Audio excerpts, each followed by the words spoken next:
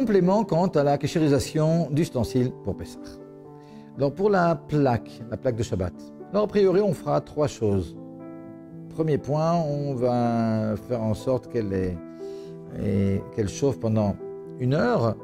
On essaiera, si on peut, mais alors faire très attention parce qu'il y a quand même l'électricité là-bas, mais de verser sur la plaque d'un koum-koum de l'eau bouillante et en plus on recouvrera la plaque avec du papier aluminium épais. Si on ne veut pas faire le hiroum et klérishon avec le koum-koum, on pourra aussi se contenter de réchauffer pendant 1 heure notre plaque et puis après de la recouvrir avec du papier aluminium épais. Autre point important, et le Rama et le Admor Zaken écrivent qu'on ne pourra pas utiliser, même à froid, des ustensiles qu'on aurait dû cachériser si on les avait utilisés à chaud. Par exemple, si j'ai un ustensile, une casserole que j'ai utilisé pour faire des pâtes pendant l'année, un truc comme ça qui est chametz, mais je ne veux pas le cachériser, mais je me dis non, mais je vais utiliser uniquement pour mettre des fruits pendant Pessah. Ça sera interdit d'après le Rama et le Admor Zaken. On craint qu'on vienne à l'utiliser d'une autre façon, donc c'est interdit, on ne pourra pas le faire. Autre point, un ustensile pour lequel on ne pourra pas faire comme il faut le liboun, c'est-à-dire le cachériser au chalumeau, on n'aura pas le droit de le cachériser au chalumeau, même si on fait très attention. Et j'explique. Si j'ai une poêle en téflon, par exemple, une poêle en téflon, c'est quelque chose qui s'abîme si je le cachérise au chalumeau. Alors c'est vrai que en général, c'est quelque chose qu'on va utiliser, c'est pour ça qu'on utilise des poêles en téflon sans huile. Donc c'est quelque chose qui nécessite absolument un liboun, c'est-à-dire une cachérisation au chalumeau. Or, le matériau est tel qu'il va se détériorer si j'utilise le chalumeau. Alors quelqu'un peut me dire, bon c'est pas grave, au pire ça se détériore, ok c'est une vieille poêle. Ou bien dire, non, je ferai attention. Non, on n'a pas le droit, dans la mesure où on craint que la personne ne fasse pas les choses comme il faut exactement, on craint qu'il ne fasse pas comme il faut et donc on interdira de cachériser une poêle en téflon et c'est vrai pour tous les autres ustensiles pour lesquels on ne peut pas bien faire le liboun. Quand je prends un petit ustensile et une petite casserole par exemple que je veux cachériser, alors j'ai toujours 2 options.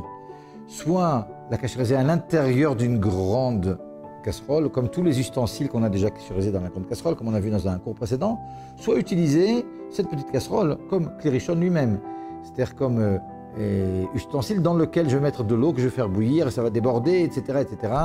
Et pour le cachériser comme on avait cachérisé la grande casserole. Pour ce qui est du freezer, il faut faire attention. Il faudra absolument les hafshir. Les hafshir, c'est-à-dire, non, je ne me rappelle plus du mot en français, mais faire en sorte que je retire la prise et puis que la glace fonde. Parce que souvent, sous la glace, on trouve des miettes, on trouve des brocasses, on trouve toutes sortes de surprises. Donc, il faut faire attention à ça. Et on a l'habitude de recouvrir à l'intérieur du réfrigérateur. Évidemment, on va bien le nettoyer, etc., avec du produit détergent, etc. Mais on a l'habitude aussi de recouvrir toutes les parties du réfrigérateur, y compris les bacs dans lesquels on va mettre les fruits et légumes. C'est important. Et on ne peut pas maintenant expliquer en détail pourquoi, mais il y a une importance à ce point-là. Et si vous voulez plus de détails comme ça, allez voir ce qui s'appelle Kavush Kimvushal et vous comprendrez pourquoi, sinon vous pouvez toujours téléphoner. En ce qui concerne le microgal, le micro-ondes, chez Chabad, on ne le cachérise pas dans l'année, alors a fortiori sûrement pas pour Pessah. Et le lave-vaisselle non plus. Ouais, il y a à l'intérieur toutes sortes de pièces comme ça qu'on peut peut-être pas bien cachériser, donc on ne va pas cachériser de la vaisselle pour Pessah. Et enfin, quelque chose qui est important. On a déjà dit plusieurs fois que les ustensiles qu'on va cachériser, il faudra ne pas les avoir utilisés pendant les 24 heures qui précèdent.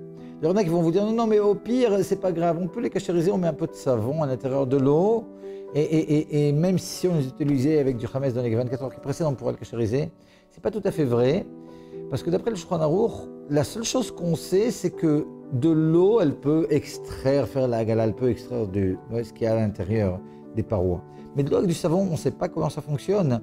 Donc ce n'est pas vraiment quelque chose que l'on peut faire et on ne le fera pas. Donc on attendra 24 heures après la dernière utilisation à chaud pour pouvoir cachériser des ustensiles. of Wisdom, sub-brief and life-changing moments. Join us. Subscribe to Moment of Wisdom channels on YouTube, Telegram, Facebook, Instagram, and WhatsApp.